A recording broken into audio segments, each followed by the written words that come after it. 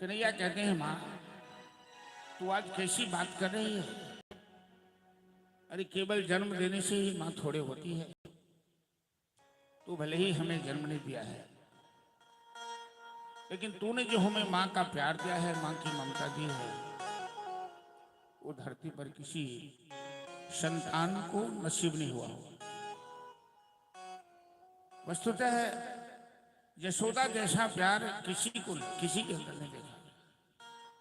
एक एक घंटा में यशोदा कन्हैया को जलपान कराती थी, गजरे लगाती थी, श्रृंगार करती थी।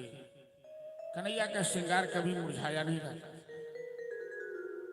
द्वारिका में भगवान 100 साल रहे हैं, वृंदावन में तो केवल 11 साल रहे हैं, 14 साल मथुरा में रहे हैं। कुल मिलाकर 125 साल रहे हैं। द्वारिका में कई बार चर्चा करते हैं कि माँ देवकी के अंदर वो प्यार नहीं जो यशोदा के अंदर प्यार था। कन्हैया कहते हैं, माँ तू जानती है कि मैं झूठ नहीं बोलता हूं, तो मैं तुम्हें वचन देता हूं कि मैं निश्चित आऊंगा तुम्हारे पास। कुछ ऐसा काम है, आवश्यक काम है जो हमें करना होगा। यशोदा जानती है कि कन्हैया झूठ नहीं बोलता है, दुनिया के लोग जो कहे, लेकिन मेरा कन्हैया बड़ा सत्यवादी है। दोनों माँ बेटी विश्राम में चले गए। सवेरा हुआ, भोर से भोर यशोदा जगकर कन्हैया को स्नान कराती है, अपने हाथ से भोजन बनाकर खिलाती है, श्रृंगार करती है। अक्रूर जी के मन में भय लगा हुआ है कि जितना जल्द से जल्द हो सके तो कृष्ण बलराम को लेकर हम मथुरा चले। जब तक लोगों तक ये बात फैलेगी, लोगों को मालूम होगा, क्योंकि जितने लोगों को मालूम होगा समस्याएं उतनी बढ़ती चली जाएगी। तो अक्रूर जी भोर से भोर रथ लेकर द्वार पर खड़े हो गए। नंद बाबा तैयार होकर बैलगाड़ी पर सवार हैं। कन्हैया के जो अंतरंग मित्र हैं, तोकभद्र, श्री दामा इत्यादि, मधुमंगल, वो सभी तैयार हो गया है। तब तक में नंद जी के द्वार पर झुंड के झुंड गोपियां सवार। गोपियों को पता लगा कि कृष्ण बलराम मथुरा जाने वाले हैं। सब बेतहाश होकर चली आए। अक्रूर जी के रथ को चारों तरफ से घेर लिया।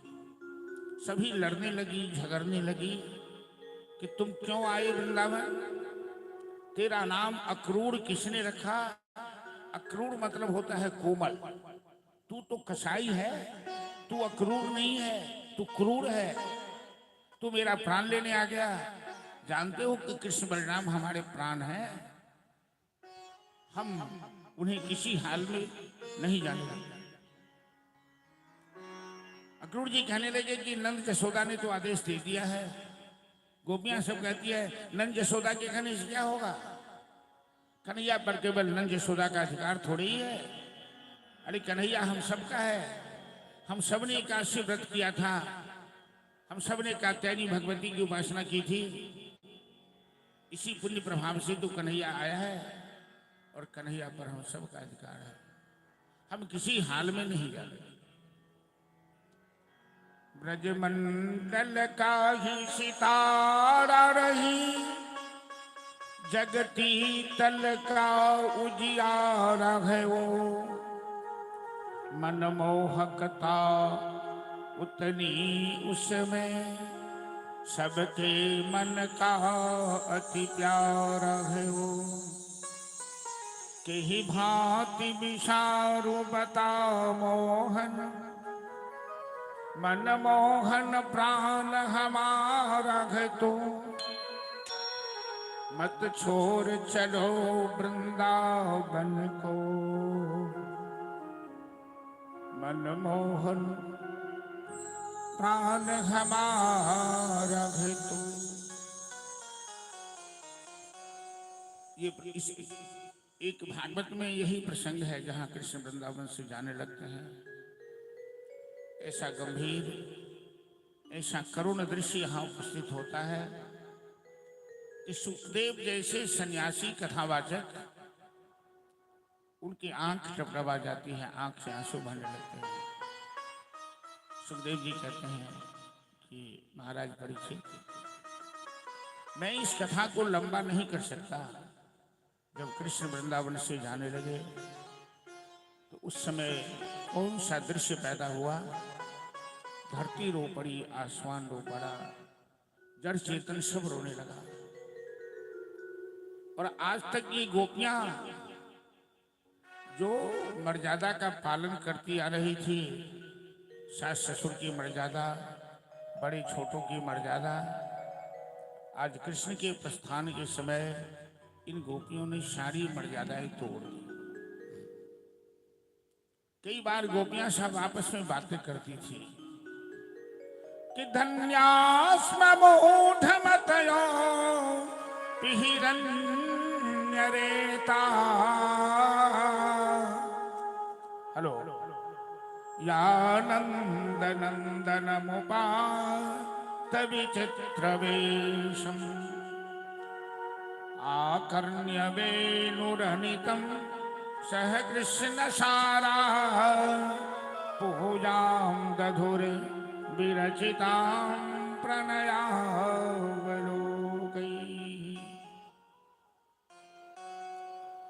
आपस में गोपियां सब बातें करती है कि अरे सखी क्या बताऊं, हमसे अच्छा तो ये मयूर है, ये बंदर है, ये भालू है, जिनके ऊपर कोई समाज का बंधन नहीं है। जब श्याम सुंदर कदम की डाली पर बैठकर बंसी बजाता है, ये मयूर, ये बंदर, ये भालू एक टक श्याम सुंदर की ओर देखता रहता है, बंसी की तान सुनता रहता है। और हम तो श्याम सुंदर की ओर देखते भी हैं तो लोग नजर गड़ा के देखता है, लोग हमारी शिकायत करता है, बदनाम करता है। देखो ना, कन्हैया से आंखें लगा रही है तो कन्हैया को देख रही है, क्योंकि समाज के अंदर लोगों की नजर में दोष ज्यादा है, गुण कम। आज ये गोपियां सब इन सारी मर्यादाओं को तोड़ दी, सारी हद पार कर दी।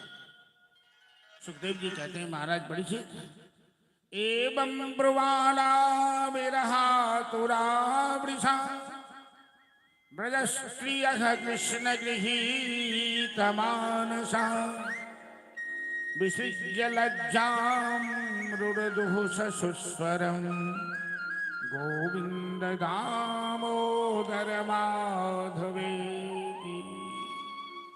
ये गोपियां सब भूल गई, न सास का ख्याल, न ससुर का ख्याल, न भैंसुर का ख्याल, और सब चिल्लाने लगी, कन्हैया कन्हैया मत जा, कन्हैया हमें छोड़कर मत जा, कन्हैया हम तेरे बिना नहीं जी सकते। अक्रूर जी तो खामोश हो। अक्रूर जी की हिम्मत नहीं कि इन गोपियों से मुकाबला करे। लेकिन जहां भगवान की अपनी शक्ति नहीं काम करती है, वहां योग माया से सहायता है। और इन गोपियों का हाल देखकर यशोदा ने जो धैर्य धारण किया था, यशोदा के भी धैर्य के बांध टूट गए और कन्हैया को पकड़कर छाती से लगाकर यशोदा विलाप करने लगी, रोने लगी। तुझे मोर अंगना में ठुमो की चलते तो तैली बचन के सुनते रे कन्हैया, तो तैली बचन के सुनते रे कन्हैया।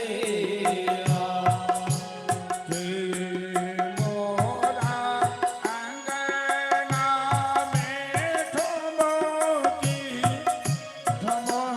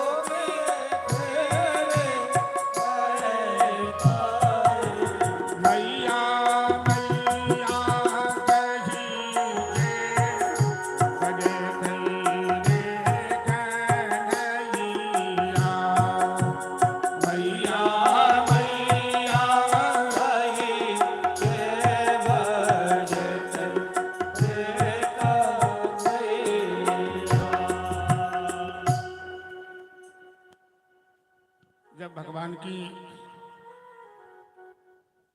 अपनी शक्ति काम नहीं करती तो जोग माया का सहारा लेते हैं। जोग माया का ध्यान किया और जोग माया ने सबको स्तंभित कर दिया। दीवार में लिखी चित्र की भांति सभी देखते रह गए। सबसे अलग एकांत में श्री राधा रानी बाल बिखराई हुई, आंख से आंसू टपकाती हुई, धरती की ओर देखती हुई सुनसान जगह में खड़ी हैं। श्री कृष्ण राधा जी के पास गए, कहने लगे, प्रिय राधे, आप तो मेरी आह्लादनी शक्ति हैं। राधा और कृष्ण में कोई भेद नहीं है, और आप यदि हमें सहायता नहीं करेंगी तो हम आगे लीला नहीं कर सकते। इसलिए हम आपसे आदेश लेने आए हैं कि मैं वृंदावन से जा रहा हूं। राधा जी कहते हैं, श्याम सुंदर, आप तो वृंदावन मथुरा में जाकर राजा बन जाएंगे और प्रजाओं की सेवा में या दुष्टों की संहार में लग जाएंगे, लेकिन मैं यहाँ आपको याद कर मैं अपना समय कैसे बिताऊंगी, ये तो हमें बताइए। श्याम सुंदर कहते हैं कि प्रिय राधे, आप जानती हैं कि इस बंसी से हमें कितना प्रेम है। मैं बंसी के बिना नहीं रह सकता, लेकिन आज ये प्यारी बंसी हम आपको सौंप रहे हैं और अपने शरीर की पीताम्बरी हम आपको दे रहे हैं। जब जब आप बंसी बजाकर हमें याद करेंगी, मैं आपके पास रहूंगा।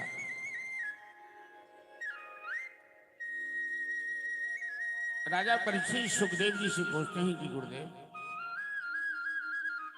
बंसी के बिना तो श्याम सुंदर को चैन नहीं आता था, फिर बंसी वृंदावन में क्यों त्याग दिया? मथुरा जाते समय साथ में क्यों नहीं लिया? सुखदेव जी कहते हैं कि राजन, बंसी प्रेम की प्रतीक है और वृंदावन भूमि प्रेम की प्रतीक है। वृंदावन प्रेम की भूमि है, मथुरा कंस की नगरी है, जहां प्रेम का कोई महत्व नहीं है, जहां मात्र देहा अभिमान ही है। तो जहां प्रेम का महत्व है वहीं बंसी का भी महत्व है। मथुरा में प्रेम का कोई महत्व नहीं, इसीलिए श्याम सुंदर अपनी प्यारी बंसी श्री राधा जी को सौंप दिया। और बंसी श्याम सुंदर की ऐसी प्यारी है कि वृंदावन में लीला करते समय इन गोपियों ने एक बार विचार करके और राधा जी को बताया कि राधे, जरा कन्हैया की मुरली चोरी तो कर लो, देखो तो कन्हैया के ऊपर क्या बीतता है। एक बार राधा जी ने कन्हैया की बंसी छिपा दिया, कहीं चुरा लिया। थोड़ी देर में ही कन्हैया व्याकुल होकर मैया यशोदा के पास जाकर शिकायत करने लगे कि मैया, राधा ने मेरी बंसी चुरा ली है, हम बंसी के बिना नहीं रह सकते हैं, हमें बंसी जल्दी से दिलवा दो।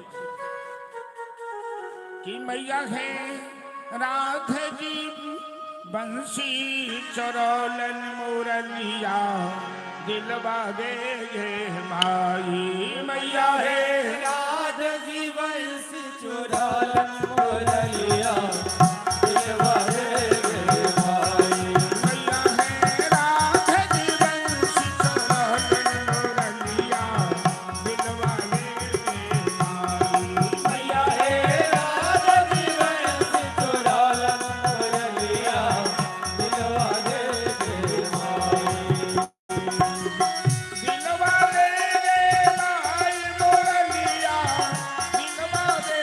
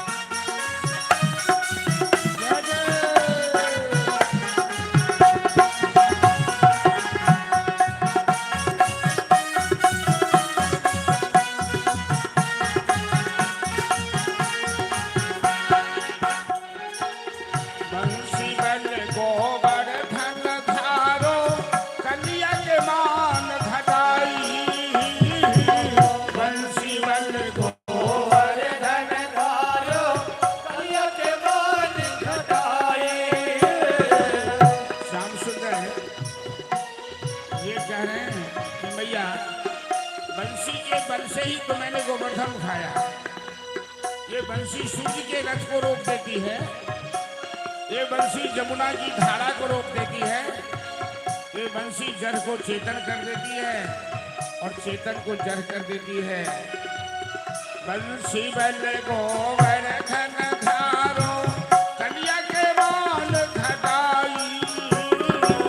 बंसी बल गोवर्धन धारो कन्या के बाल घटाए।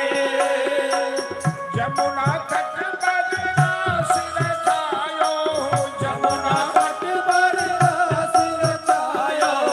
दिलवा दे गे माया, दिलवा दे गे माई। मैया हे राल दिवस चोरालन मोरलिया दिलवा दे गे माई। मैया हे राधे दिवस चोरलन मोरलिया, दिलवा दे गे माई। मैया हे राल दिवस चोरालन मोरलिया दिलवा दे गे माई। दिलवा दे गे माई मोरलिया, दिलवा दे गे माई। दिलवा दे गे माए मोरलिया दिलवा दे गे माए। मैया हे राधे दिवस चोरलन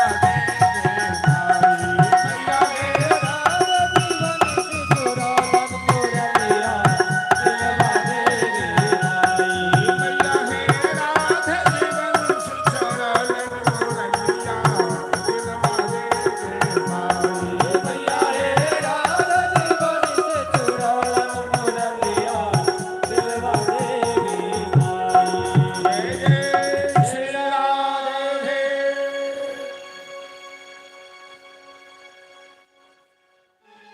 आज श्याम सुंदर प्यारी बंसी राधा जी को सौंप अब अक्रूर जी से कहते हैं कि चाचा जल्दी से रथ को आगे बढ़ाइए। जब तक योग माया का प्रभाव है ये ब्रजवासी तभी तक शांत हैं। जैसे किसी आदमी को ऑपरेशन करने से पहले डॉक्टर नशा का सुई देता है, इथर सुंघाता है, तो जब तक उसे उस दवाई का असर आता है तब तक तो दर्द नहीं लगता है। जब नशा उतरता तो दर्द से चिल्लाता है। तो ये योग माया का नशा इन ब्रजवासियों पर है। तब तक तो ये केवल चुपचाप खड़े खड़े देख रहे हैं। वो नशा हटेगा ये फिर रास्ता रोक लेगी, जाने नहीं देगी। चित्र की भांति सभी देखते रह गए। नंद बाबा बैलगाड़ी पर बैठकर ग्वाल वालों के साथ बढ़े। कृष्ण बलराम ग्वाल वालों के साथ रथ पर बैठे और अक्रूर जी रथ को विदा किया वृंदावन से। वृंदावन की पावन धरती को हम लोग प्रणाम करें। चले मथुरा की ओर कथा को आगे बढ़ाएं। अब रथ वृंदावन से प्रस्थान किया और जब तक आंख से ओझल नहीं हो गया सारे ब्रजवासी टुकुर टुकुर देखते रह गए। आगे चलकर अक्रूर जी स्नान नहीं किए थे। उनको तो एक ही बात की चिंता थी कि जितना जल्द हो सके कृष्ण बलराम को लेकर हम मथुरा प्रस्थान करें। तो बीच में रथ को रोका जमुना के किनारे और स्नान करने गए। भगवान ने सोचा कि अक्रूर जी के मन में अभी तक संदेह है इस बात का कि कंस हमें मार डालेगा। तो जब अक्रूर जी ने जमुना में डुबकी लगाया तो भगवान ने अपना विराट रूप दिखा दिया अक्रूर जी को। अक्रूर जी पानी से बाहर निकले, देखते हैं कि दोनों भाई तो रथ पर बैठे हैं। फिर पानी में गोता लगाए तो देखते हैं दोनों भाई जमुना जी के अंदर है। ब्रह्मादि समस्त देवता हाथ जोड़कर खड़े हैं। अक्रूर जी ने भगवान की बड़ी स्तुति की। कहा आपने बड़ा अच्छा किया कि हमें असली रूप का परिचय दे दिया। मेरे मन में तो भय लगा था कि आप दोनों भाई को ये कंस कहीं मार न दे। ये कंस बड़ा क्रूर है, इसके दिल में दया नाम की चीज नहीं है। अब हमें पूर्ण विश्वास हो गया कि कंस आपका बाल बाका नहीं कर सकता। आप तो स्वयं काल के भी काल, महाकाल। जैसे ही वृंदावन की सीमा पार किया, वृंदावन मथुरा की दूरी कोई बहुत ज्यादा नहीं, 12 किलोमीटर की दूरी, वर्तमान में 12 किलोमीटर की दूरी। हम लोग छात्र जीवन में वृंदावन में थे, तो जब सिनेमा भी देखने का मन होता तो मथुरा ही जाते थे, क्योंकि वृंदावन में एक ही टॉकीज था उस समय में, वो भी पर्दा तिरपाल डाला हुआ। और हमें याद है कि एक बार हम लोग सिनेमा देखने गए, कृष्ण लीला की सिनेमा देखने। तो कृष्ण लीला में वर्षा का सीन आता है। वर्षा का सीन जब आया पर्दा पर, एक बूढ़ी माता हमारे साथ थी। तो बूढ़ी माता कह रही कि हमारे सबका कपड़ा बाहरी छे, सब भीग देते हैं। सिनेमा में जो वर्षा का सीन देखा, हमारे कपड़ा सब बाहरी में रखा, सब भीग।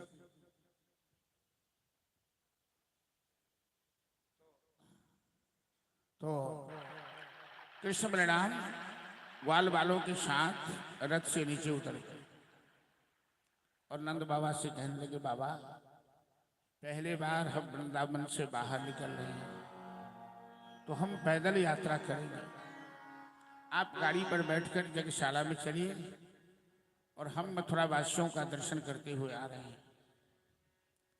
क्योंकि भगवान अंतर्जामी हैं और जानते हैं कि कृष्ण बलराम के दर्शन के लिए मथुरा के सारे नर नारी सड़क के किनारे किनारे भीड़ लगाए हुए हैं, पंक्तिबद्ध खड़े हैं, झरोखे पर खड़े हैं। कृष्ण बलराम की चर्चा तो दिग दिगंत में थी। छठी के दिन जो पूतना जैसी राक्षसी को बच्चा मार डाले बिना किसी अस्त्र शस्त्र के, तृणावर्त सक्तासुर जैसे राक्षस को मार दे और 7 कोस के पहाड़ को उंगली पे उठा ले, तो ये ऐसा समाचार कहीं छिपता है क्या? तो कृष्ण बलराम के दर्शन के लिए मथुरा के सारे नर नारी भीड़ लगाए। तो भगवान ने सोचा कि रथ पर बैठकर जाऊंगा तो इन लोगों को दर्शन का लाभ नहीं मिलेगा, तो पैदल यात्रा। नंद बाबा गाड़ी पर बैठकर मथुरा पहुंचे। अब ग्वाल बाल कहने लगे, कन्हैया अरे हम तो चरवाहे हैं, हम जा रहे हैं राजधानी में, मथुरा तो राजधानी है, तो शहर के लोगों का पहनावा उन्हावा अच्छा होता है, और गांव वालों का देहाती का पहनावा उन्हावा अच्छा नहीं होता है। हम भी तो गाय के चरवाहे हैं, तो कुछ कपड़ा का इंतजाम करना ताकि शहर वाले हमें देख के हंसे नहीं। और सही में देहाती शहरी में कहीं अंतरो हो जाए छे, आ किछ लोग देहाती तेहन स्टाइल मारे छे जे शहर वाला सब जे देहाती के आदमी नहीं बुझे छे, सेहो होइ छे। कन्हैया कहते हैं कि देखो भाई, कपड़ा इंतजाम कहाँ करें, कंस के भय से तो हाट बाजार सब बंद है, कर्फ्यू लगा हुआ है। संयोग से एक धोबी कपड़े की गठरी लेके जा रहा था, कंस के दरबार का धोबी था, कपड़ा पहुंचाने जा रहा था। कन्हैया देखते हैं धोबी को, कहते हैं अरे ओ मामा जी जरा सुनना तो। धोबी मुड़ के देखा, ये हमें मामा जी क्यों कह रहा है? मामा जी एक खिसियौनियों हुई थी ना, यदि यहाँ के संबंधी मामा आई तो ठीक है, नहीं तो मामा पिताजी के सार भले ना। अब बिना मतलब के ककरो मामा कही देवी तो गाड़ी हो गई। तो धोबी मुड़ के देखा, ए तो हमें मामा क्यों कहता है? कन्हैया कहते हैं मामा जी, मथुरा के राजा कंस मेरे मामा हैं, मैं कंस का भांजा हूं। तुम मथुरा की प्रजा है तो तुम भी मेरे मामा लगोगे ना। वो धोबी कहता, अच्छा बच्चू, तू ही कंस का भांजा है, आज तुम मजाक सीख लेगा, कंस तुम्हें मार डालेगा सामने।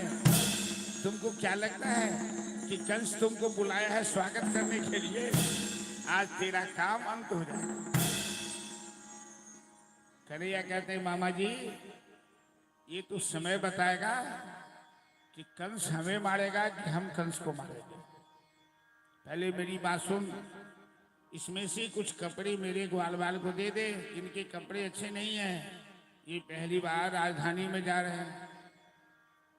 धोबी कहता है तुम्हें शर्म नहीं आती है कपड़ा मांगने में? देहाती कहीं का, ये राज दरबार का कपड़ा तुम चरवाहा होके पहनोगे?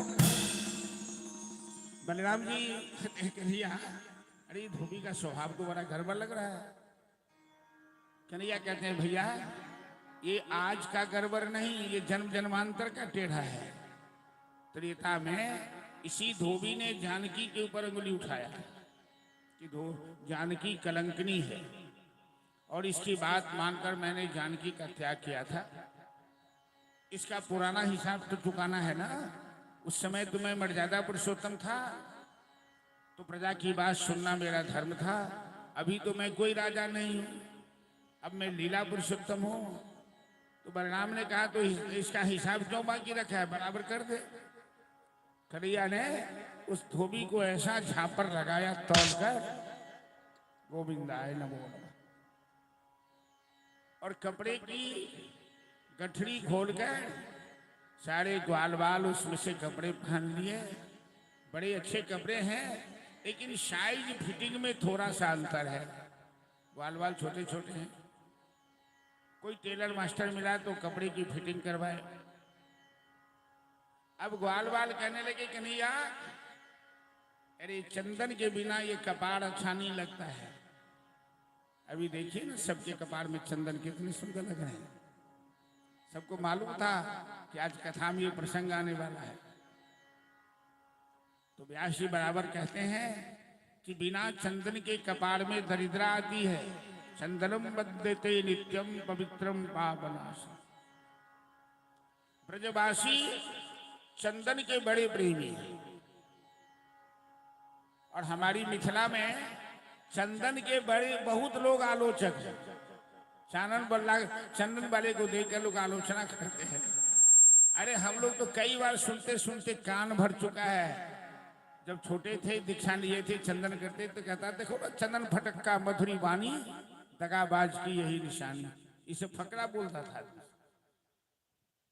सब बर्दाश्त करते थे। अब तो खैर भगवान की कृपा से ये सब बात नहीं है, अब तो समय बहुत बदल गया है। चंदन का इंतजाम, एक कुबड़ी थी कंस के दरबार की दासी, उसके हाथ का चंदन कंस को बड़ा पसंद आता था। उस सुगंधित चंदन लेकर जा रही थी। ग्वाल बाल ने कन्हैया से चंदन की मांग की तो कन्हैया कुबड़ी को कहते हैं अरे ओ सुंदरी, उसका नाम है सेंधरी और 3 तरह से टेढ़ी है तो त्रिबकरा नाम है। तो भगवान टेढ़ा नहीं कहते हैं। अरे सुंदरी जरा सुनना तो, थोड़ा सा चंदन इसमें से दे दो हमें, हमारे ग्वाल बाल को चंदन चाहिए। कुबड़ी ने देखा मुर्गे, ऐसा अद्भुत पुरुष तो जीवन में कभी देखा नहीं था। कितना सुंदर है ये दोनों भाई। कुबड़ी कहती है श्याम सुंदर तुम कितने सुंदर हो, और आज तक तो हमें किसी ने सुंदर नहीं कहा। कुबर आदमी के क्यों सुंदर कहे छै, को लोग खिसियावे छै, कुबड़ा के देखी चाहे कुबड़ी के देखी। आज पहले बार तेरे मुंह से ये शब्द हम सुन रहे हैं। बोलो हम क्या सेवा करें। अरे थोड़ा सा चंदन इसमें से मेरे ग्वाल बाल को दे दो, बस यही सेवा है। कुबड़ी कहती है कन्हैया मैं कंस के दरबार की दासी हूं, मेरे हाथ का चंदन कंस को बड़ा भाता है। मैं ये जानती हूं कि यदि तुम्हें चंदन दूंगी तो कंस हमें फांसी पर चढ़ा देगा, क्योंकि कंस तुम्हारा दुश्मन है।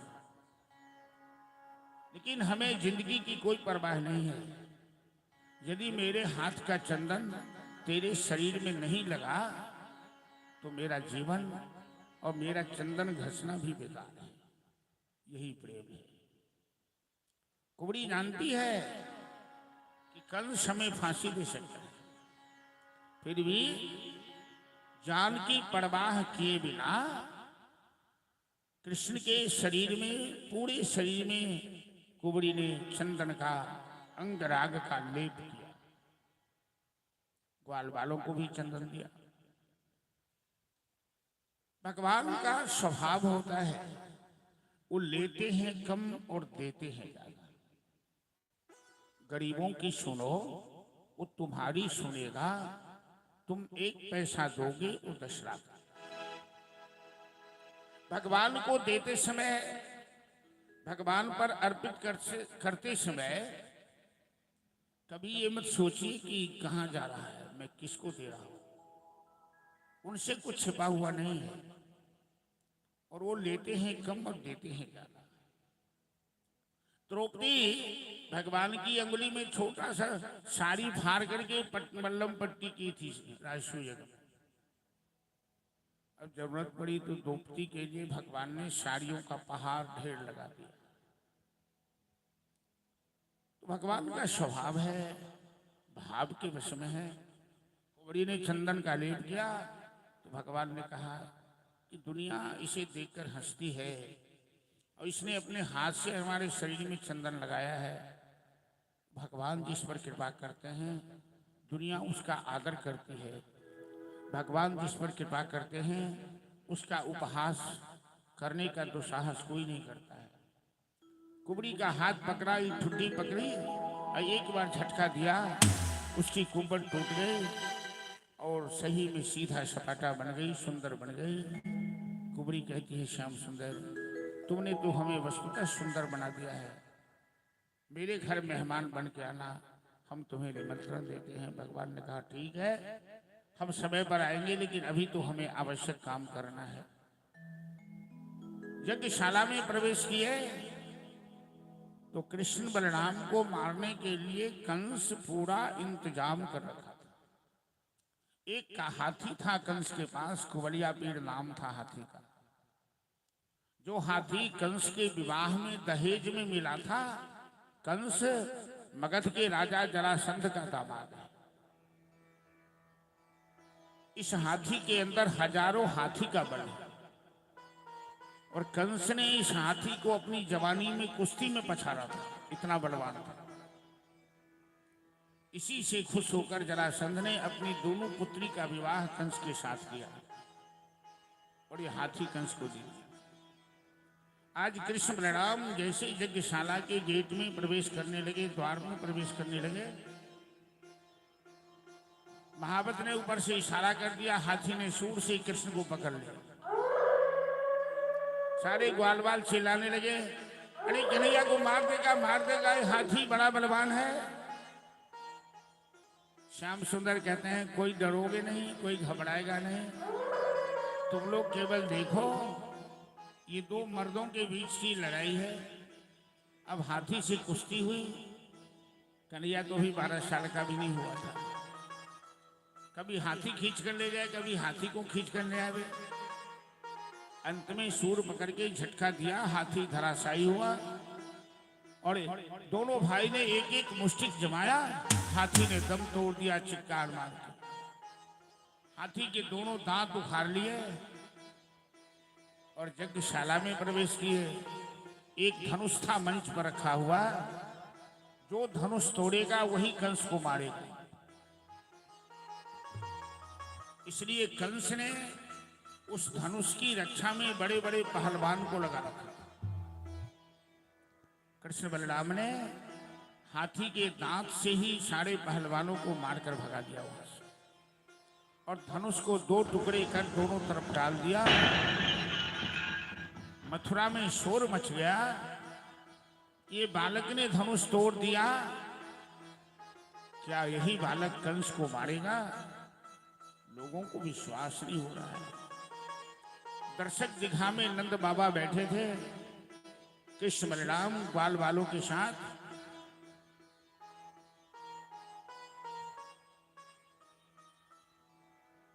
नंद बाबा के पास जाकर बैठे दर्शक दीघा में। अब कंस सिंहासन पर बैठा है, कुश्ती का बड़ा शौकीन है, वहां अखाड़ा है और अखाड़े में 2 पहलवान मुष्टिक और चानोर लंगोटे बांधकर पैतरेबाजी कर रहा है। ये दोनों पहलवान इतने बलवान हैं आज तक इससे कुश्ती में कोई जीत नहीं पाया। दोनों ने दोनों भाई का हाथ पकड़ के अखाड़े में खींच लिया। मुष्टिक ने बलराम का हाथ पकड़ा, चाणूर ने कृष्ण का हाथ पकड़ा। कहने लगा चलो एक दो हाथ हमसे कुश्ती तो लड़ो, क्योंकि कंस सबको सिखला कर रखा है। यदि हाथी से बच जाए तो तुम दोनों उसे पटक के मार देगा। हाथ खींच के अखाड़ा में ले गए। कृष्ण बलराम कहने लगे अरे तुम्हें शर्म नहीं आती है? तू हाथी जैसा मोटा तगड़ा बच्चे से कुश्ती लड़ेगा? नंद बाबा चिल्लाने लगे अरे कंस इसीलिए हमें यहां बुलाया, अब तक तो कंस की चाल हमारी समझ में नहीं आई थी। ये दोनों पहलवान बड़े बलवान हैं, मेरे लला को मार डालेगा। और कंस के भय से कोई बोलता नहीं, सब खामोश है। नंद बाबा तो घबरा कर आंखें बंद कर ली, रोने लगे कि मेरे सामने मेरे बेटा को मार डालेगा ये राक्षस। कन्हैया सोचने लगे कि बाबा तो घबरा गए लगता है। तो कहते हैं मुष्टिक चाणूर से कि तुम बच्चा से कुश्ती लड़ोगे? तो मुष्टिक चाणूर कहता है तुम बच्चे नहीं हो, तुम देखने में बच्चे लगते हो, तुमने बड़े बड़े को पछाड़ा है। भगवान ने किसको किसको मारा? पहले पूतना को मारा, तृणावर्त को मारा, शक्तासुर को मारा, बकासुर को मारा, अघासुर को मारा, केशी को मारा, वत्सासुर को मारा। तो मुष्टिक चाणूर कहता है तुमने ये बड़े बड़े बलवान को मारा है? तो कन्हैया कहते हैं रे मूर्ख, जब मैंने बड़े बड़े को मारा तो क्या तुम्हें छोड़ दूंगा कि तुम्हें भी मार डालूंगा? वो कहता है ये आजमाइश हो जाए, तुम हमको मारोगे कि मैं तुमको मारूंगा? ये संसार विचित्र है और भगवान की माया विचित्र है। वो दोनों मुष्टिक चाणूर जानता है कि इसने बड़े बड़े को पछाड़ा है, फिर भी उसे लगता है हम तो इसी को पछाड़े। अपने दुनिया में सब देख रहा है कि सब एक जा रहा है, एक आ रहा है। जो जिंदा है उसको नहीं लगता कि हम भी मरने वाले हैं। यदि लगेगा कि हम मरने वाले हैं तो झूठ नहीं बोलेगा, बेईमानी नहीं करेगा, ईमानदारी से जिएगा। दोनों पहलवान के साथ, मुष्टि के साथ बलराम की, चाणूर के साथ कृष्ण की कुश्ती शुरू। नंद बाबा भोलेनाथ की प्रार्थना करने लगे, हे भोलेनाथ मेरे लल्ला की रक्षा करना, हम 5 मन मोतीचूर के लड्डू चढ़ाएंगे। थोड़ी देर के बाद लगा नंद बाबा को कि भोलेनाथ तो भांग खा के बौड़ाए होंगे। तो कुश्ती के देवता कौन है? हमारे हिंदू धर्म में कुश्ती के देवता कौन है? बजरंगबली। राम लक्ष्मण को कोई महावीर कभी कहा क्या? महावीर हनुमान जी है। सब वीर है, हनुमान जी महावीर। जिनको लड़ना है लंका में डंका बजा दियो रे अंजनी के लड़। तो नंद बाबा हनुमान जी का ध्यान करने लगे और आज कथा का अंतिम दिन है। हनुमान जी का एक भी भजन हुआ भी नहीं। प्रतिपाला रखवाला ओहे लाल लंगोटी वाला, प्रतिपाला रखवाला ओहे लाल लंगोटी वाला, ओ प्रतिपाला रखवाला ओहे लाल लंगोटी वाला, प्रतिपाला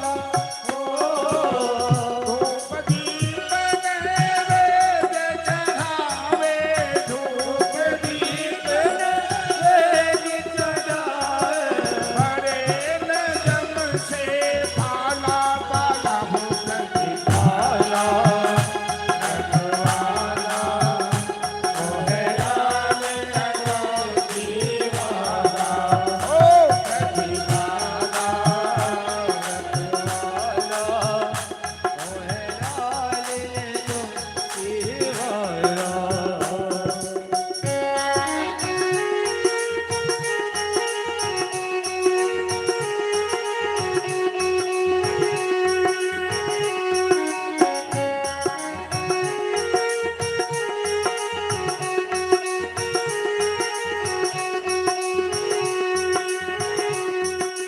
हवा में उड़ता जाए मेरे लाल ध्वजा बजरंगी का हो, मेरे लाल ध्वजा बजरंगी का हो जी, हो जी। हवा में उड़ता जाए मेरे लाल ध्वजा बजरंगी का मेरे लाल ध्वजा बजरंगी होरी होरी। लाल गठिया लाल लगाता लाल गदा बड़ भारी हो, लाल गदा बड़ भारी हो। लाल गठिया लाल लगाता लाल गदा बड़ भारी हो लाल गदार भारी। हवा में उड़ता जय हो मेरे लाल ताली बजाते हुए बजरंगी का हो, मेरे लाल ध्वजा बजरंगी का हो जी, हो जी। हवा में उड़ता जाए मेरे लाल ध्वजा बजरंगी का मेरे लाल ध्वजा बजरंगी का होरी होरी। एक सजीवन बुटी के कारण लाय बहार उठाई हो, लाय बहार उठाई हो। एक सजीवन बुटी के कारण लाय बहार उठाई हो। बहार उठाए हवा में उड़ता जाए जय हो। मेरे लाल ध्वजा बजरंगी का, मेरे लाल ध्वजा बजरंगी का हो जी, हो जी। हवा में उड़ता जाए मेरे लाल ध्वजा बजरंगी का मेरे लाल ध्वजा बजरंगी का हरी हरी हरी। प्रतिभाला रखवाला मोहे लाल लखोटी वाला। प्रतिपाला रखवाला मोहे लाल लखोटी वाला। जब जब भीड़ करे भक्तन पे, जब जब वीर हरे वाला पे जब जब भीड़ करे संतन पे, जब जब वीर हरे सतन पे तूने दिया सहारा हनुमान जी को तोरे दिया सारा हनुमान पे। हे दुख भंजन अंजनी रंजन हे दुख भाजन अंजनी नंदन तूने गजब कर डाला डाला हो प्रतिभाला रखवाला मोहे लाल लखोटी वाला। ओ प्रतिभाला रखवाला मोहे लाल लखोटी वाला। प्रतिभाला रखवाला मोहे लाल लखोटी वाला। प्रतिपाला रखवाला मोहे लाल लखोटी वाला। और वीर बजरंग बली की जय। कृष्ण ने चानूर को, बलराम ने मुष्टिक को, पहले तो गरुड़ जैसे सांप को खिला खिला के मारता है, पहले उसके साथ खेला। दोनों पहलवान की शक्ति जब शिथिल हुई,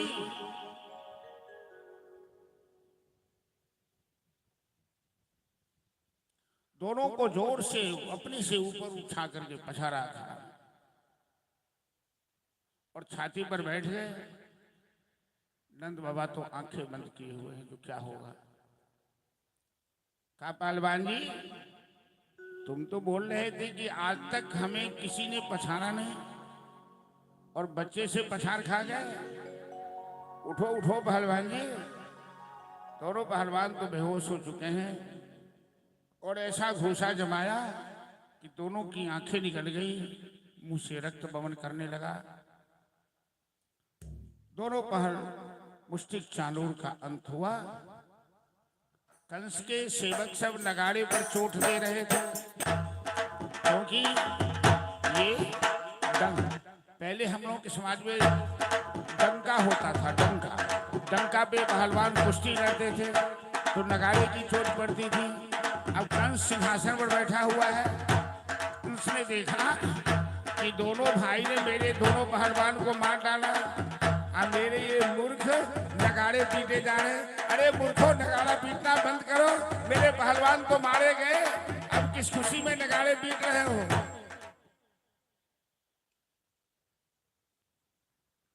आप खुशी रहो चाहे नाराज हो, नगाड़ा हम कुछ भी करें। जब कंस चिल्लाने लगा तो दोनों भाई छलांग लगाकर मामा के पास पहुंचे, कंस के पास। कंस जब तक सावधान होता, श्री कृष्ण ने बड़ी फुर्ती से केस पकड़ा, कंस को सिंहासन से पछाड़ा, छाती पर बैठ गए। भगवान के अंदर तो तीनों लोगों का भार है, कंस तो भार सहन नहीं कर पाया और एक ही घूसा जमा दिया। कहा, मामा कंस, तूने हमें मारने के लिए कोई कसर छोड़ा नहीं, मेरा तो बाल बाका नहीं कर पाया, अब तुम मरने के लिए तैयार हो जा। और एक ही घूसा जमाया, कंस ने दम तोड़ दिया। बोल कृष्ण बलराम की जय। अभी तक तो मथुरावासी कंस के भय से चुप थे। जब सबको लगा कि सही में कंस मर गया, सबके अंदर अंदर कंस से बड़ा कष्ट था, क्योंकि कंस कभी किसी के साथ प्रेम बर्ताव किया ही नहीं, प्रेम बर्ताव कभी नहीं किया था। संसार में आप लोगों को प्रेम नहीं दोगे तो आपको कौन प्रेम देगा? आप लोगों के साथ सहानुभूति नहीं दिखाओगे तो आपके साथ सहानुभूति कौन दिखाए? इसलिए सबके साथ प्रेम का बर्ताव करना चाहिए। लेकिन कंस आज तक किसी को प्रेम नहीं किया, इसलिए अंदर अंदर सब चाहता था कि पापी जल्दी मर जाए, लेकिन इसको मारने वाला कोई है नहीं। आज कृष्ण बलराम ने इसे मारा तो सारे मथुरा के नरनारी कृष्ण बलराम की जयकारा लगा। अब कंस की दो पत्नियां थी, अस्ति और प्राप्ति, जरासंध की बेटी। अपने पति की मृत्यु से दोनों रोने लगी। और कृष्ण बलराम का नाटक देखिए, मामा कंस को मार भी दिया, दोनों भाई दोनों मामी की गोद में चले गए और दोनों रोने लगे। उधर मामी रो रही है, इधर भांजा भी रो रहा है।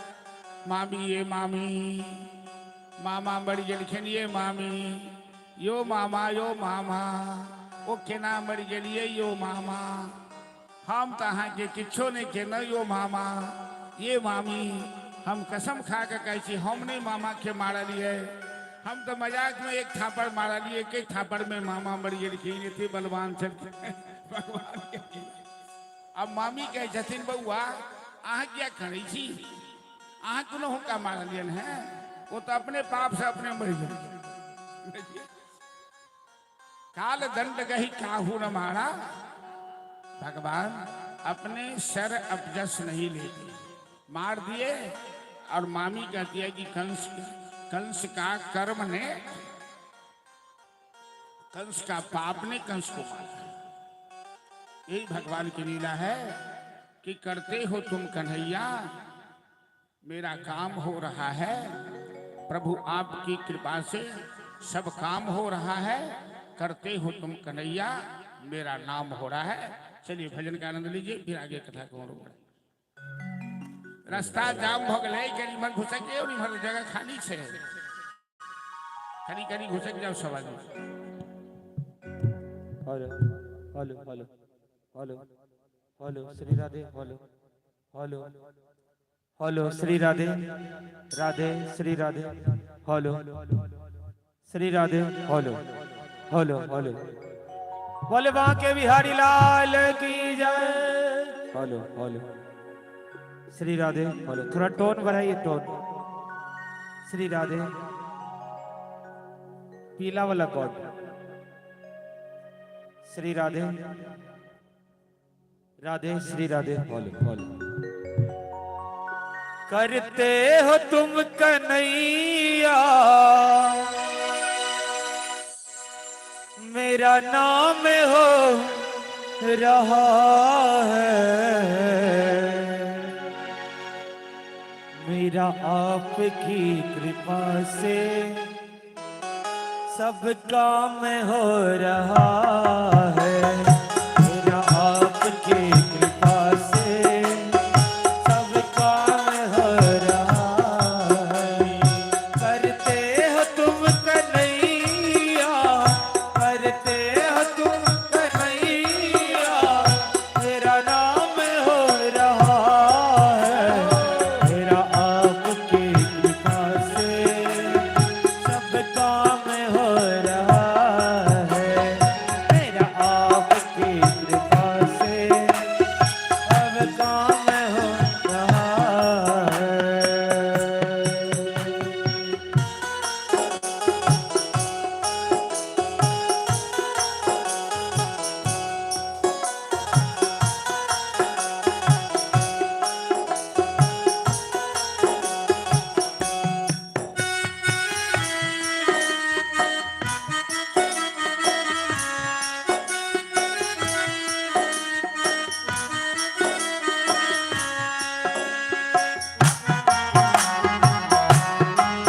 जय हो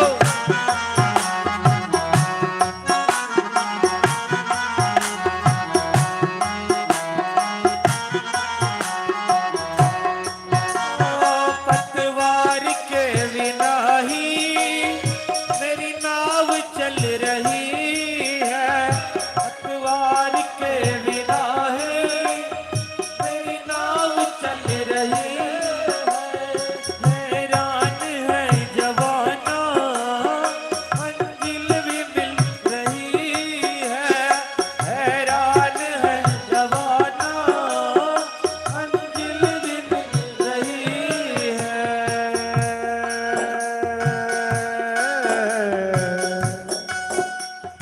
करता नहीं मैं कुछ भी ओ करता नहीं मैं कुछ भी सब काम हो रहा है करता नहीं मैं कुछ भी अब काम हो रहा है करते हो तुम कन्हैया मेरा नाम हो रहा है करते हो तुम कन्हैया मेरा नाम हो रहा है मेरा आपकी कृपा से मेरा आपकी कृपा से सब काम हो रहा है ओ मेरा आपकी कृपा से सब काम हो रहा है। जय हो कहीं फेंक दीजिए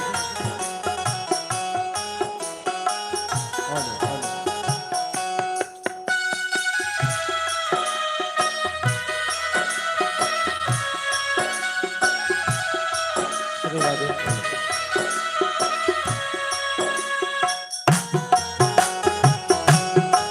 जय हो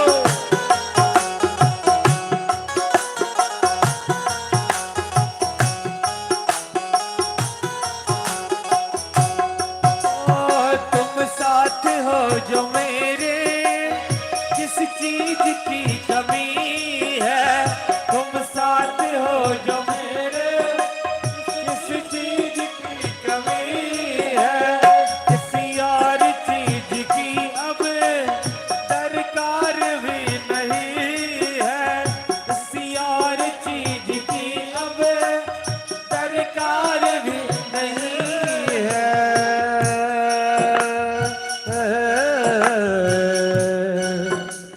तेरी दया से दासब हो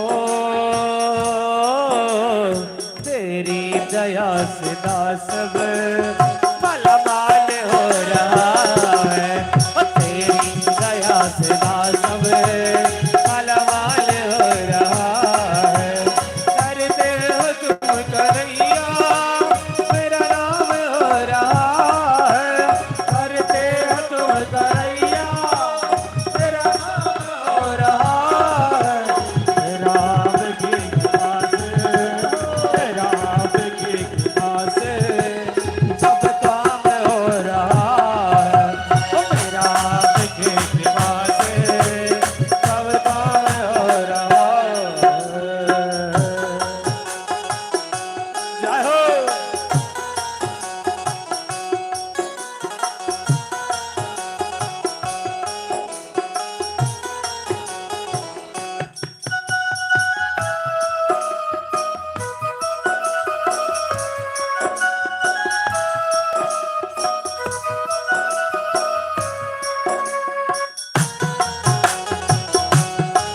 हरि बोल।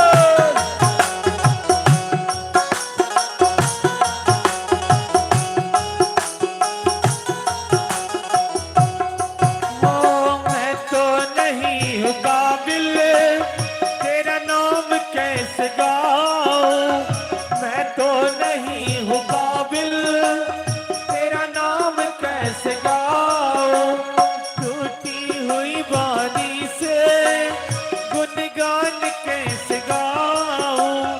टूटी हुई बानी से गुनगान कैसे गाऊं।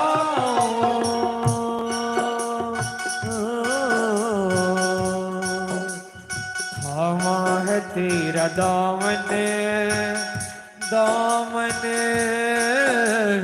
थामा है तेरा दामन आराम हो रहा है। थामा है तेरा दामन आराम हो रहा है। करते हो तुम कन्हैया मेरा नाम हो रहा है। करते हो तुम कन्हैया मेरा नाम हो रहा है।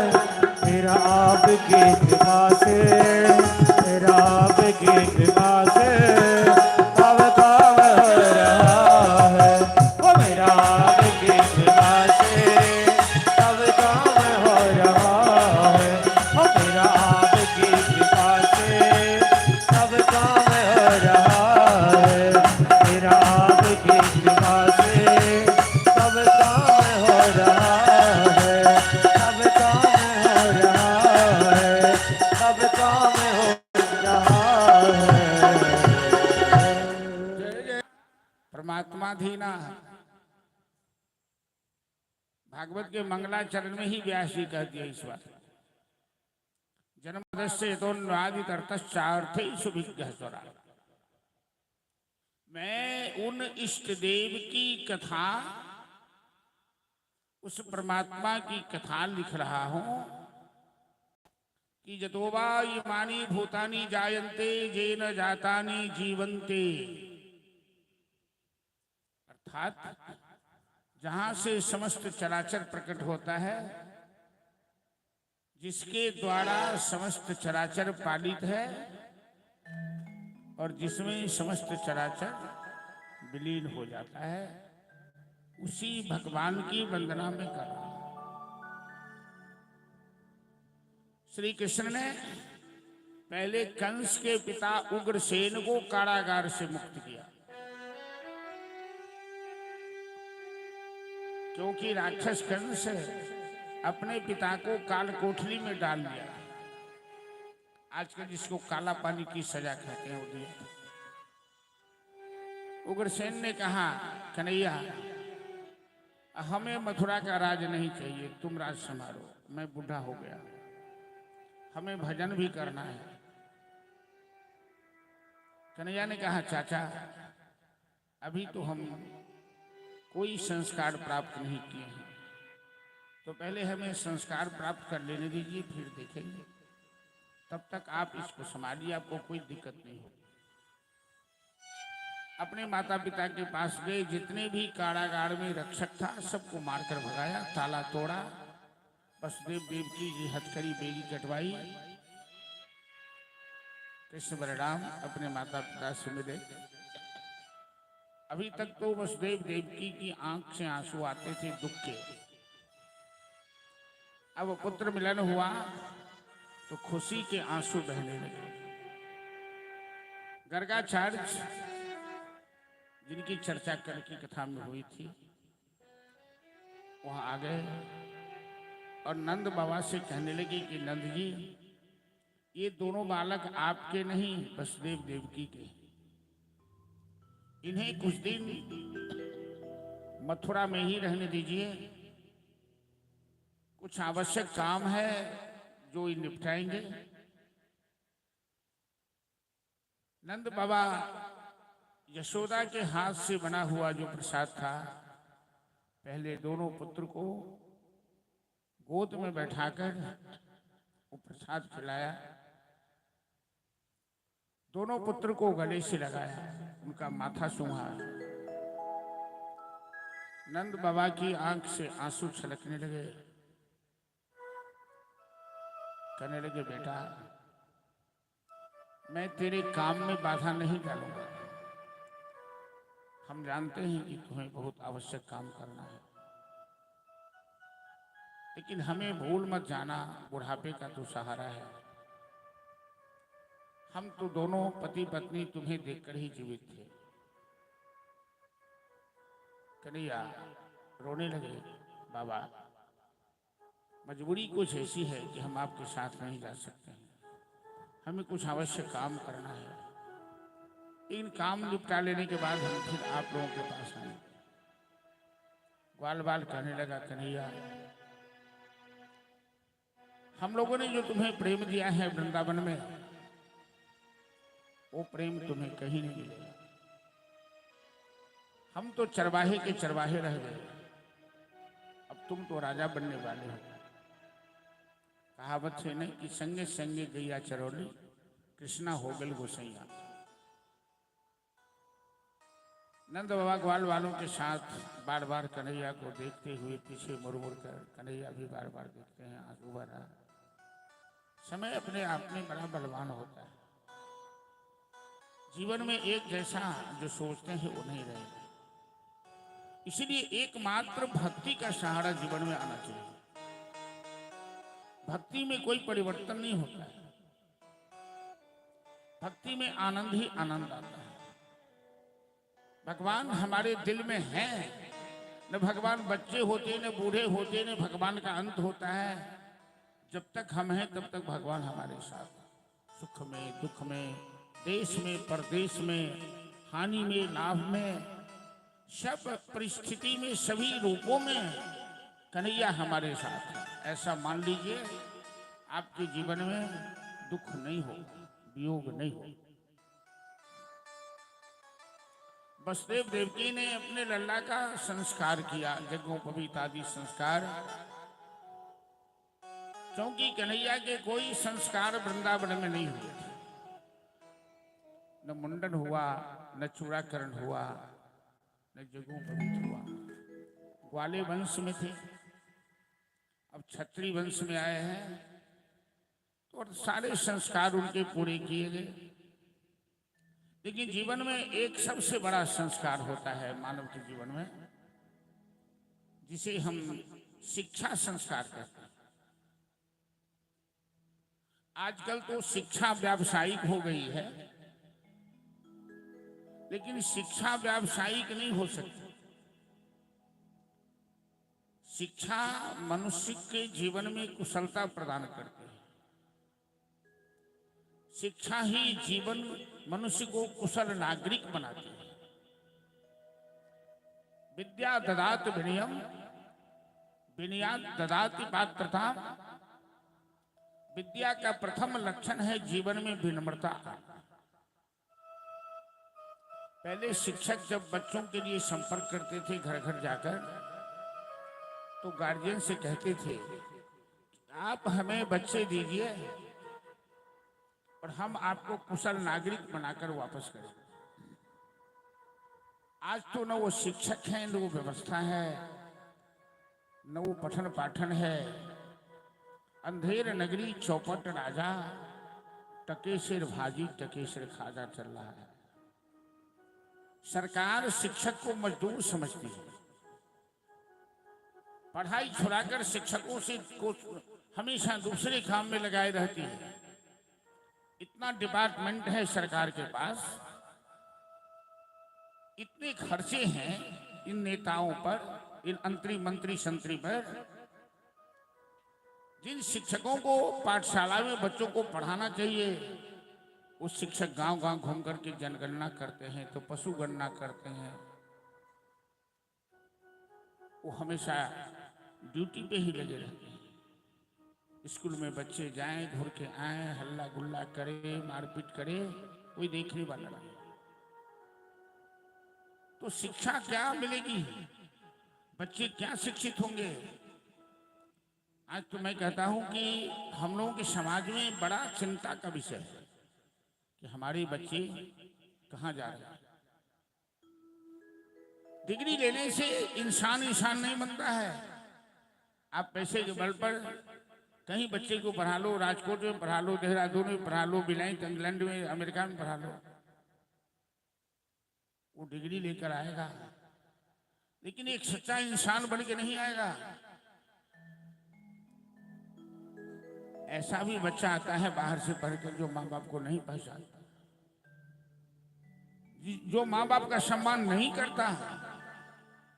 शादी हो गई, अपने बाल बच्चा लेके अपनी दुनिया में रम गया, बूढ़े माँ बाप तरसते रहते हैं।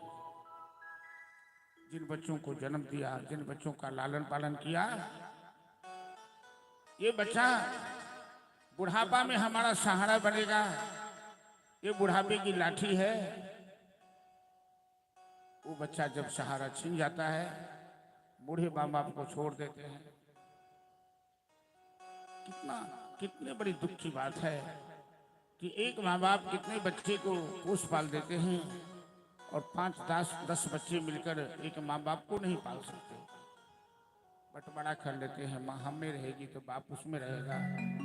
एक महीना तुम खिलाओगे, एक महीना तुम खिलाओगे। माँ बाप का बंटवारा होता है। एक शरीर को बंटवारा होता है क्या? माँ बाप दोनों मिला के एक शरीर है। बच्चे जन्म लेते हैं और बूढ़े माँ बाप अंगुली पकड़कर अंगना में चलना सिखलाते हैं कि तुझे सूरज कहूँ या चंदा, दीप कहूँ या तारा, मेरा नाम करेगा रोशन जग में मेरा राज दुलारा। तुझे सूरज कहो या चंदा, तुझे दीप कहो या तारा, मेरा नाम करेगा रोशन जग में मेरा राज दुलारा। तुझे सूरज कहो या चंदा, दीप कहो या तारा, मेरा नाम करेगा रोशन जग में मेरा राज दुलारा। तुझे सूरज कहो या मेरे जीवन का सुख सारा, मेरा नाम करेगा रोशन जग में मेरा राज दुलारा।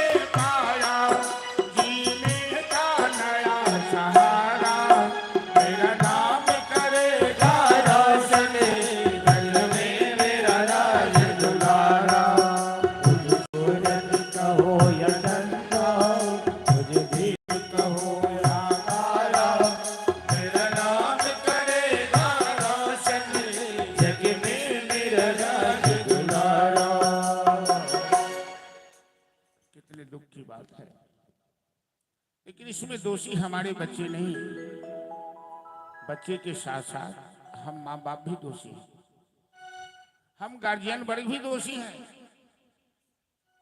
माँ बाप को बच्चे में बड़ा स्टाइल अच्छा लगता है। पहले हमारे यहाँ जो अक्षरारंभ होता था, शिक्षा प्रारंभ की जाती थी, तो पहले गणेश का नाम, राम जी का नाम लिखाया जाता था। ओम नमः सिद्धम रामा गति दिह सुमति, ये सब हो चले पहले। आज जो महिला एक लाइन अंग्रेजी नहीं जानती, दो चार अक्षर कहीं से सीख ली है, अंगूठा छाप, वो भी बच्चे को पढ़ाती है घर में। बच्चे कहियो CAT कैट, कैट मतलब बिल्ली, बिल्ली हो ना, RAT राइट, राइट मतलब जे होई बिल्ली चूहा जे होई। हम राम और गणेश का मंत्र सिखलाते थे बच्चे को, तो आज माँ बाप बच्चे को बचपन से ही कुत्ते बिल्ली की बात सिखलाते हैं। वो बच्चा क्या बनेगा समझाइए।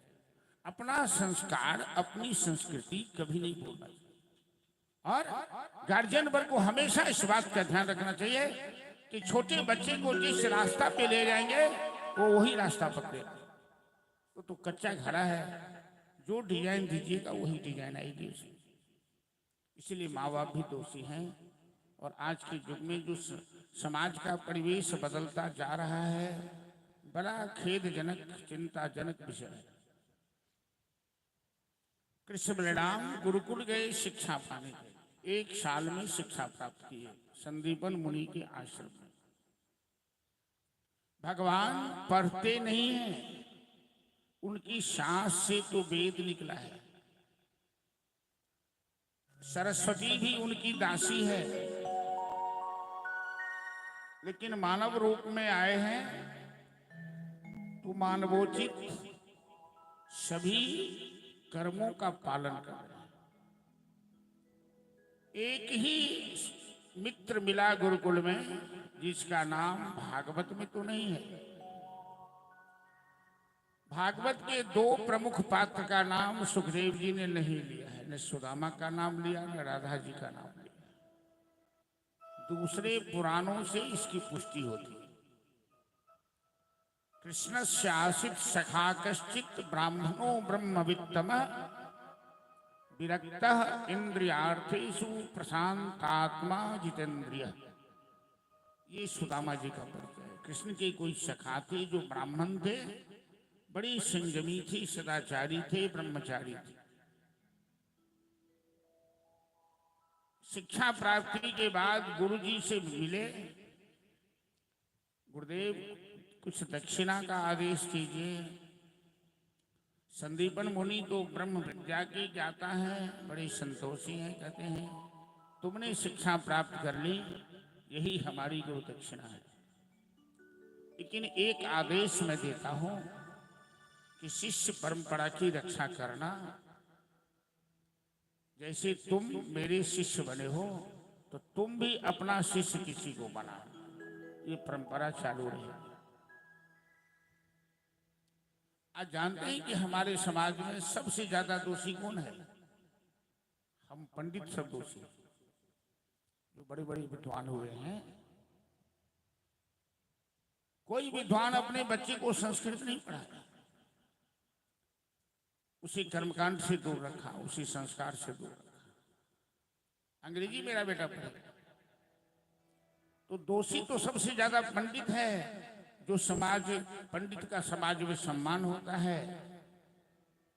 महामना मदन मोहन मालवीय को कलकत्ता यूनिवर्सिटी डॉक्टरेट की उपाधि देना चाह रहे थे, तो मदन मोहन मालवीय ने कहा कि हमें डॉक्टर की उपाधि नहीं चाहिए, हमें लोग पंडित कहता है, इससे ज्यादा गौरव मैं किसी चीज में नहीं समझता हूं। पंडित कहलाने में मैं गौरव का अनुभव करता हूं। आज पंडित लोग ही अपने बच्चों को संस्कार से दूर रखा, गुरु के आदेश को न मानना, परंपरा को न मानना। आप लोगों को ताज्जुब होगा कि मैं वृंदावन से पढ़ के आया तो 10 साल में अपना संस्कार भूल गया, पढ़ाई लिखाई भूल गया, गीता रामायण भागवत भूल गया। अपने बड़े भाई का आदेश मानकर 10 साल में समाज की, गांव की सेवा में लगे, शिक्षा के विकास में। नौकरी चाकरी कहीं कुछ नहीं। और मेरे गांव के इलाके में बड़ी बदनामी थी, जिसको मैंने सुधारा। इलाके में चर्चा का विषय, बड़ी क्रांति आई। मेरे गांव में गंदगी नहीं रहती थी सड़क पर। मेरे गांव में मुकदमा जितना था सब समाप्त हो गया। सारे गांव के नौजवानों को मैंने नियंत्रित किया वृंदावन से आने के बाद। लेकिन मैथिलों का जो स्वभाव है, वो जब हमें डंक मारना शुरू किया, हमें मुकदमा में फंसा दिया, हाई कोर्ट तक पहुंचा दिया, तब मैं गांव की धरती को प्रणाम किया। फिर दरभंगा में डेरा, दिघी में आकर के डेरा लिया 2003 में। 2003 से मैंने भागवत शुरू किया। 11 मार्च को पहली कथा मैंने की थी श्यामा मंदिर के, और वहाँ के प्रोफेसर विद्वान सब वही लोग आए हुए थे वहाँ। तो कितने पंडित को मैंने तैयार किया है। ये सारे बच्चे देख रहे हैं, सबको सिखला के, और इतने और कई। अब तो मैं गांव में नहीं रहता हूँ, लेकिन मेरा बड़ा पुत्र जो हाई स्कूल में है और बहुत बढ़िया कर्मकांड रुद्राभिषेक लाएंगे उसको आपके यहाँ, सो इसमें तो नहीं बन पाया। और वो उसको मैं कहा हूँ कि तुम कुछ बच्चे को तैयार करो, ये परंपरा कायम रहेगी। हम अपनी शिक्षा का लाभ समाज को देना चाहते हैं और देने का प्रयास भी कर रहे हैं। मेरी माँ 3 बार भागवत कथा सुन के दुनिया से विदाई दी, और एक बार हमारे गांव के लोग सब प्रशंसा करने लगे मेरी माँ के सामने कि आपने ऐसा पुत्र को जन्म दिया है तो गांव का उद्धार कर दिया। तो कथा में माँ बैठी, आगे ही बैठकर सुन रही थी। माँ रोनी, आप राजा हैं, आप ग्वाला नहीं है वृंदावन के। आप उन ग्वाल बाल को, अंगूठे छाप को, भेड़ चरवाहे को याद करके आंसू बहाते हैं। लोग सुनेंगे क्या कहेंगे। आपका तो गजब हाल है। आप रात में भी, सोए में भी चिल्लाते रहते हैं, राधे राधे,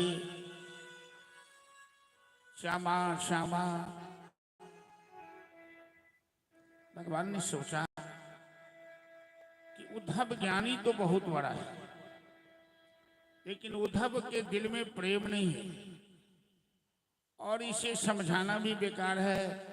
घायल की गति कोई घायल ही समझ सकता है। ओका जाने पीर पर आई, जाके पग नहीं फटे बीमारी। उधो, ये प्रेम की बात है।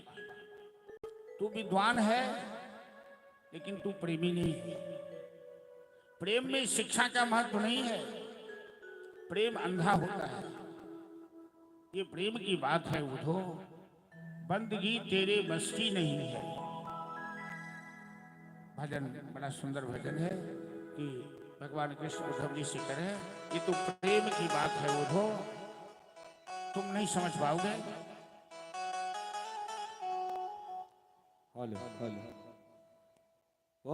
बोलिए बांके बिहारी लाल की जय। ये तो प्रेम की बात है ओधो, बंदगी तेरे बस की नहीं है। ये तो प्रेम की बात है ओधो, बंदगी तेरे बस की नहीं है। या सरद की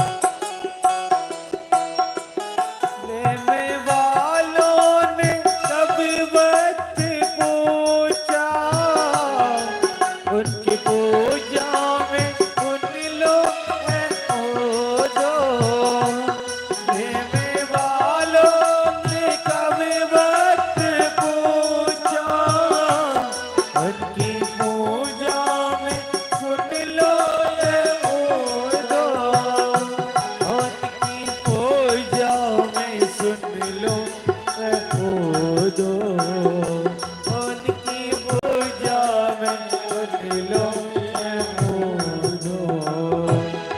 यहाँ दम दम, यहाँ दम दम होती है पूजा, यहाँ दम दम होती है पूजा।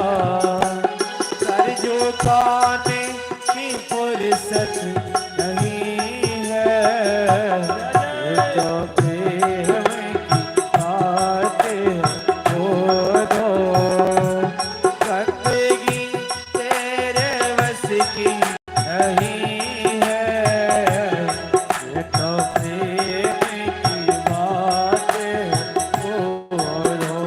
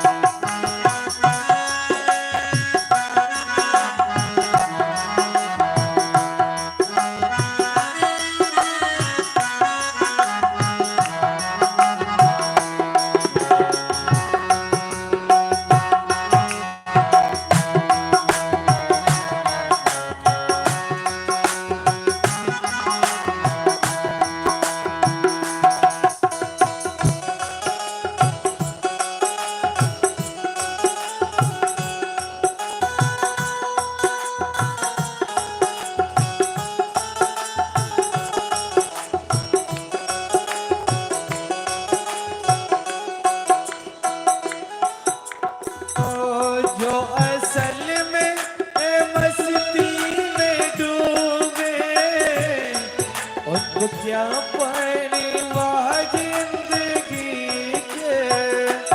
जो असल में मस्ती में डूबे, उनको क्या परवाह जिंदगी के, उनको क्या परवाह जिंदगी के, उनको क्या परवाह जिंदगी के। जो उतरती है, जो उतरती है चढ़ती है मस्ती, जो उतरती है चढ़ती है मस्ती, वो हकीकत में मस्ती नहीं है, ये तो प्रेम की बातें हो दो, बंदगी तेरे बस की नहीं है, ये तो प्रेम की बातें हो दो।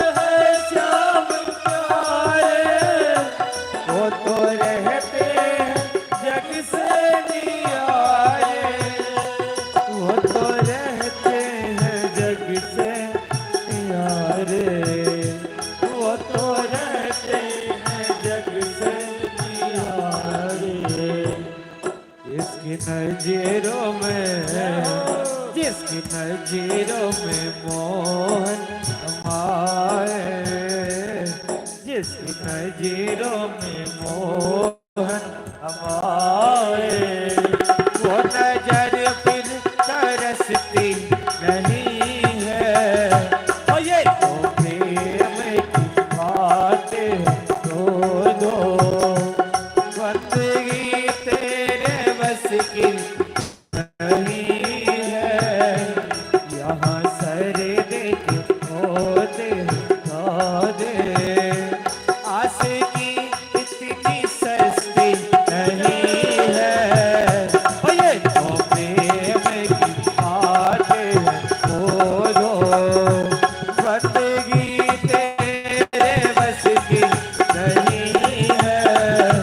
ये तो प्रेम की बातें बोलो, ये तो प्रेम की बातें बोलो, ये तो प्रेम की बातें बोलो।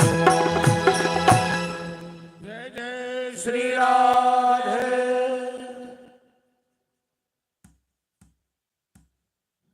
लोगों के जीवन में कुछ बीमारी ऐसी होती है जो डॉक्टर दवाई लिख दिया, खा लिया, ठीक हो गई। श्री राधे, ध्यान देंगे। जैसा कि कल भी घोषणा हुआ था, YouTube पर श्रीमद् भागवत कथा दिलावरपुर के नाम से ऑनलाइन प्रसारण किया जा रहा है। इस भागवत कथा का यहाँ पर जो हो रही है उसका YouTube पर ऑनलाइन प्रसारण किया जा रहा है। श्रीमद् भागवत कथा दिलावरपुर के नाम से सभी श्रद्धालु भक्तगणों से आग्रह, उस चैनल को YouTube पर जरूर सब्सक्राइब करें और वीडियो को लाइक करें। जहाँ कहीं भी भागवत होगी आप लोग ऑनलाइन YouTube पर देख सकते हैं, इसलिए इस चैनल को सब्सक्राइब कर भागवत कथा में का श्रवण कर अपने जीवन को धन्य बनावे, कृतार्थ बनावे। धन्यवाद। बार बार घोषणा इसलिए की जा रही है कि इस लाइव से जुड़ने के बाद इसको लाइक कीजिएगा, और जहाँ जहाँ भगवान की दया से बराबर कथा चलती ही रहती है, तो आप घर बैठे ही मोबाइल से इसका लाभ ले सकते हैं। और इसको लाइक कीजिएगा तो इसकी पॉपुलैरिटी भी बढ़ती है। कुछ बीमारी ऐसी होती है कि दवाई डॉक्टर लिख देता है, दवाई खा लिया ठीक हो गई। कुछ बीमारी ऐसी होती है जो डॉक्टर भर्ती कर लेता है। कुछ ऐसी भी बीमारी होती है कि किसी विशेष स्थान पर भेज दिया जाता है। उद्धव जी को किस बात की बीमारी है? ये गोपियां सब मूर्खा है, उसको क्यों याद करते हैं? तो भगवान ने सोचा कि यहाँ दोनों बात एक साथ में हो जाए। गोपियों के अंदर प्रेम है लेकिन ज्ञान नहीं है। उद्धव जी के अंदर ज्ञान है लेकिन प्रेम नहीं है। ज्ञान के बिना प्रेम अंधा होता है, अब प्रेम के बिना ज्ञान पंगु होता है। तो जब तक दोनों नहीं साथ होगा तो बात बनेगी नहीं। श्री कृष्ण ने कहा, उद्धव मेरा एक स्वभाव है कि ये यथा माम प्रपद्यन्ते तांस तथैव भजामि। हमें जो जिस रूप में याद करता है हम उसे उसी रूप में याद करते हैं। तो ब्रजवासी हमें भूल नहीं पा रहे हैं, तो मैं भी नहीं भूल पा रहा हूं। तुम तो बड़े ज्ञानी हो, तुम चले जाओ वृंदावन, ऐसा लेक्चर देना, समझा देना कि वो ब्रजवासी हमें याद करना छोड़ दे तो हम भी याद करना छोड़ देंगे। उद्धव जी को लगा कि काम तो बड़ा आसान है, यों गया यों कर लिया। कहा ठीक है, हम कल ही चले जाते हैं, लेकिन एक पहचान के लिए चिट्ठी तो लिख दीजिए, हमको तो कोई पहचानती नहीं है। वहां छत के ऊपर दोनों मित्र रात में जग करके चिट्ठी लिख रहे। उद्धव जी लिखते हैं और श्री कृष्ण लिखवा रहे हैं। पूरी रात गुजर गई और एक भी पंक्ति पत्र तैयार नहीं हुआ, कोरा कागज कोरा ही रह गया। जो लिखवाते हैं उसे कटवा देते हैं। परीक्षित ने पूछा सुखदेव जी से, ऐसा क्यों हुआ? तो सुखदेव जी कहते हैं कि श्री कृष्ण प्रेमियों को संबोधित करना चाहते हैं। लेकिन हमारे शब्दकोश में प्रेम को संबोधित करने वाला या प्रेम को पारिभाषित करने वाला डिक्शनरी में कोई शब्द ही नहीं। अनिर्वचनीयम प्रेम स्वरूपम मुंह का स्वाद। प्रेम उसी तरह से अनिर्वचनीय है जैसे गूंगा आदमी मीठी चीज खा लेता है, रसगुल्ला खा लेता है, लेकिन गूंगा जिसे वाणी नहीं है उसे पूछो भाई रसगुल्ला कैसा लगा तो क्या कहेगा? नहीं बता सकता क्योंकि बोल नहीं सकता, लेकिन मिठास का अनुभव तो उसे हो रहा है। ऐसे ही प्रेम अनुभव की चीज है, व्याख्या करने की चीज नहीं है। प्रेम मोटा है कि पतला है, लंबा है कि चौड़ा है, काला है कि गोरा है? अब बताइए। लैला मजनू का प्रेम विख्यात है ना।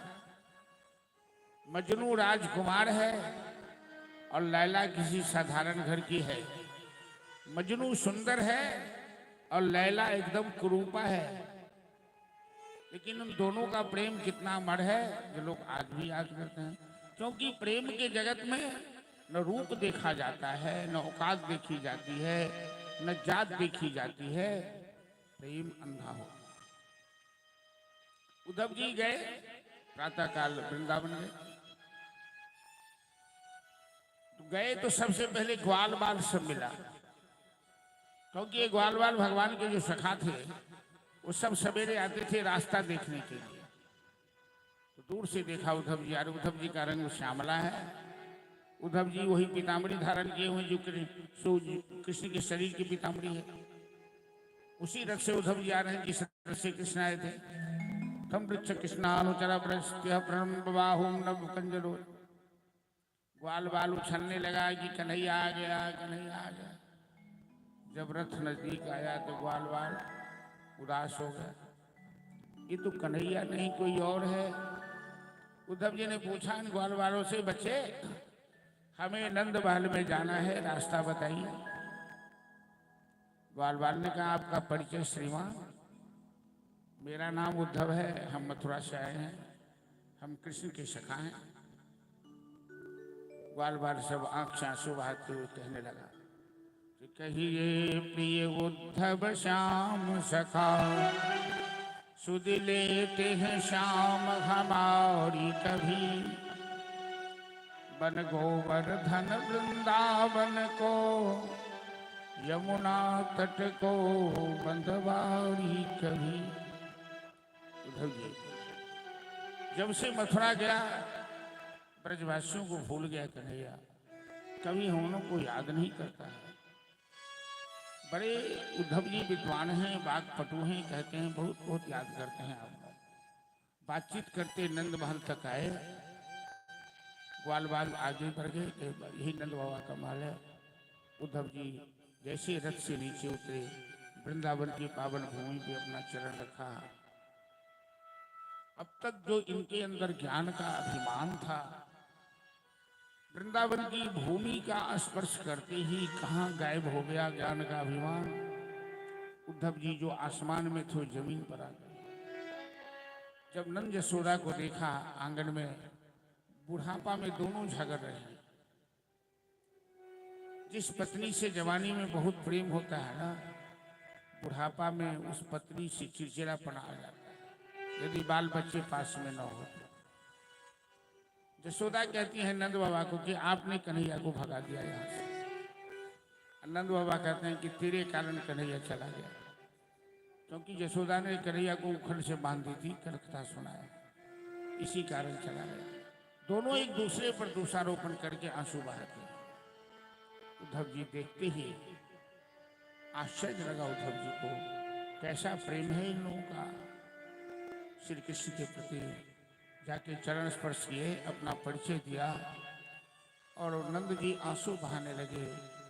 अपि स्मरति नः कृष्ण मातरम सुहृदः सखिन, गोपान् व्रजन्त्यात्मानाथं गावो वृंदावनम्। आंसू बहाते नंद बाबा कहते हैं उद्धव जी, कन्हैया कभी बूढ़े माँ बाप को याद करता है, कवि ब्रजवासियों को याद करता है। कितना कठोर हो गया। उद्धव जी इन्हें अच्छी तरह से समझाने लगे। रात्रि भोजन विश्राम हुआ। प्रातःकाल वृंदावन में एक जगह है वर्तमान में जिसका नाम है ज्ञान गुदरी। जो गए होंगे वो जानते हो। ज्ञान गुदरी नाम इसीलिए पड़ा, उसी स्थान पर गोपियों और उद्धव का संवाद हुआ। बड़ा लंबा संवाद होता है। और ये मूर्ख गोपियों के सामने जब गोपियां सब तर्क देने लगी, उद्धव जी जैसे विद्वान बृहस्पति के शिष्य हैं, गोपियों के सामने उद्धव जी का एक नहीं चला। और अंत में उद्धव जी इन गोपियों के चरण पे गिर पड़े, प्रणाम करने लगे। वंदे नंद ब्रजस्त्री नाम पाद रेणु अभिक्षित यासाम हरि कथोद्गीतम पुनाति भुवंत। भगवान की कृपा जिस पर हो जाती है उसके सामने न विद्वता काम करती है न कोई बात नहीं। भगवान तो सहज ही वाणी सरस्वती को सरस्वती दासी है और उनके सामने कोई विद्या और शास्त्र दिखाए। बड़ा लंबा संवाद हुआ उद्धव गोपियों। पहले तो उद्धव जी उपदेश देना चाहे, लेकिन जब गोपियां सब अपना अपना तर्क अपना अपना प्रेम जो कृष्ण के प्रति इनका प्रेम है समर वो प्रस्तुत करने लगे, तो उद्धव जी हाथ उठाकर सरेंडर कर गए और भगवान से प्रार्थना करने लगे कि आशा महो चरण रेन जुषाम हम श्याम वृंदावने किमपि गुल्मलतौषधी नाम या दुस्तजन स्वजन मार्ग प्रथम चहित्वा भेजुर मुकुंद पदभिर्मृत्या। इसी भागवत के श्लोक का मुसलमान कवि रस खान ब्रजभाषा में ट्रांसलेट किया है कि मानुष हो तो वही रस खान बसों ब्रज गोकुल गांव के ग्वार। उद्धव जी कहते हैं कि प्रभु अगला जन्म मेरा वृंदावन में देना, गाय बनाना, बछड़ा बनाना, पक्षी बनाना, पत्थर बनाना, जो बनाना हो बनाना, लेकिन जन्म वृंदावन में ही देना, क्योंकि इन गोपियों के चरण की धूल यदि मेरे मस्तक पर पड़ेगी तो मैं धन्य हो जाऊंगा। कहाँ गए उद्धव शिक्षा देने इन मूर्ख गोपियों को, और भगवान की कृपा इन गोपियों पर है। तो ये उद्धव जी इन गोपियों को अपना गुरु मान लिए, उनके चरण पे गिर पड़े। बोल वृंदावन बिहारी लाल की जय। अंत में गोपियां कहती है उद्धव जी हमें डूबने के लिए छोड़ दिया।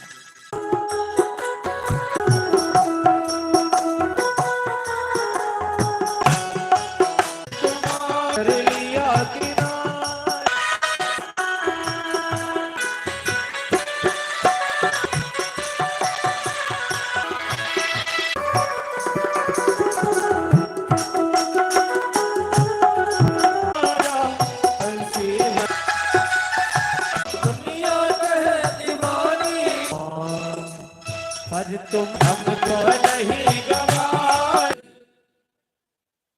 गोपियों ने आंसू बहा बहा कर अपना संदेशा कहा और जाके छलिया से कहना कि हम एक बार उसका दर्शन करना चाहते हैं। और शाम गए पर बीत गए कितने परसों। उद्धव जी जाते समय उनका परसों समाप्त नहीं होता की रीत नहीं है वो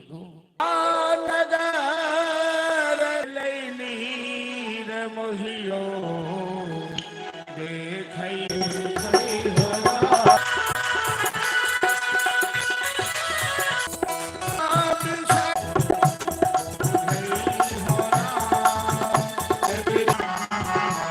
कह रहे थे कि क्यों याद कर रहे हैं, यहीं जाते हैं। ये प्रेम की बात है मधुर प्रेम का। बाकी 11 स्कंद है। दसम स्कंद के 2 भाग हैं, पूर्वार्ध और उत्तरार्ध। पूर्वार्ध में भगवान की वह लीला है जो वृंदावन से संत बार बार आक्रमण करता है, जब बलराम से पराजित हुआ। 18वें बार दक्षिण अफ्रीका का रहने वाला था। द्वारिका में वर्तमान से लड़ने चले गए। काल यवन को वरदान था साइकिल तो गुजराती लोग कीर्ति मधुराज वंशीय राजा मानधाता के पुत्र मुचकुंद महाराज देवासुर संग्राम में देवताओं को सहयोग करने को गए। देखा सामने काल यवन खड़ा है, आंख से अग्नि की ज्वाला निकली।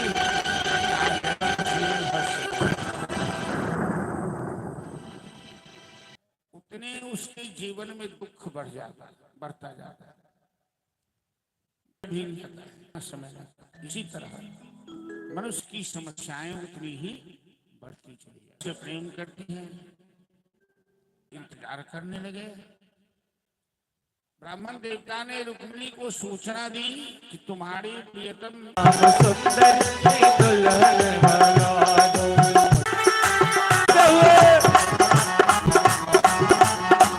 रानी की जय। बहुत सुंदर जी, और बच्चिया ने तो कमाल कर दिया, नृत्य दिखाकर बहुत सुंदर किया। हाँ।